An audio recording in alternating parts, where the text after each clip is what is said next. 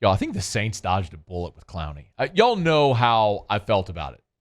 I was not super keen on the Saints giving up a lot of money for Jadeveon Clowney.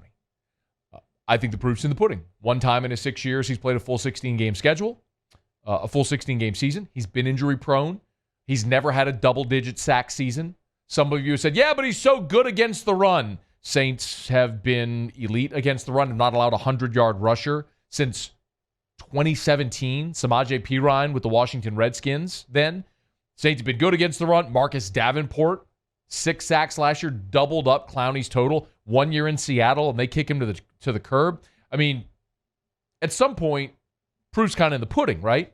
Well, I was so interested because if you didn't notice, Clowney fired his agent, Bus Cook. And Bus Cook is he's one of those guys that's among the most reputable agents in the NFL. I mean, he was Brett Favre's agent and Randy Moss's agent.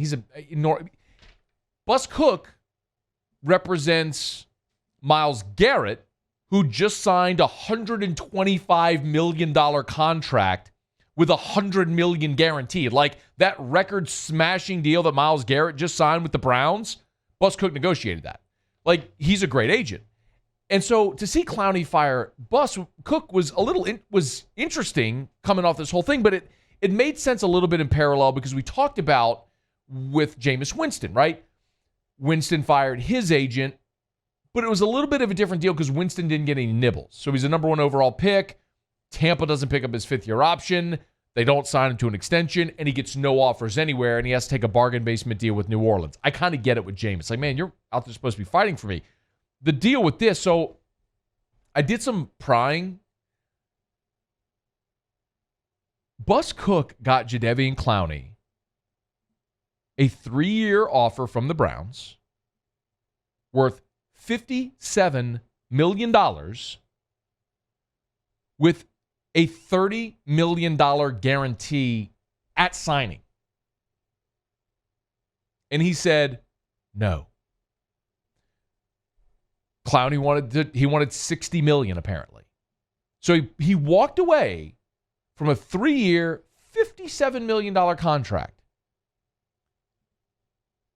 Despite the fact that apparently Bus Cook encouraged him to take it because next year, the salary cap is going to be lower because of COVID when all of that comes into play. I mean, I'm looking at this going, you're going to be kidding me. So the salary cap is going to drop by roughly $25 million.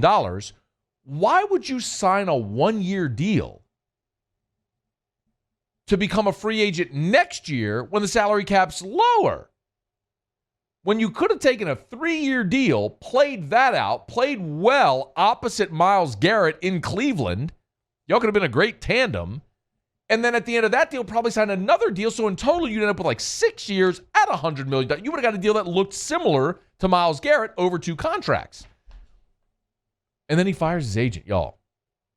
Sometimes I look at stuff like this and I go, who's advising some of these guys? Like, that's not a smart thing to do. Jadeveon Clowney cost himself at least $40 million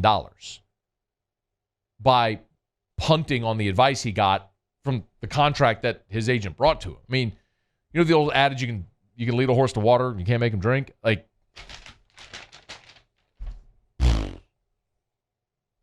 Clowney never had a double-digit sack season, played 1 full 16-game schedule,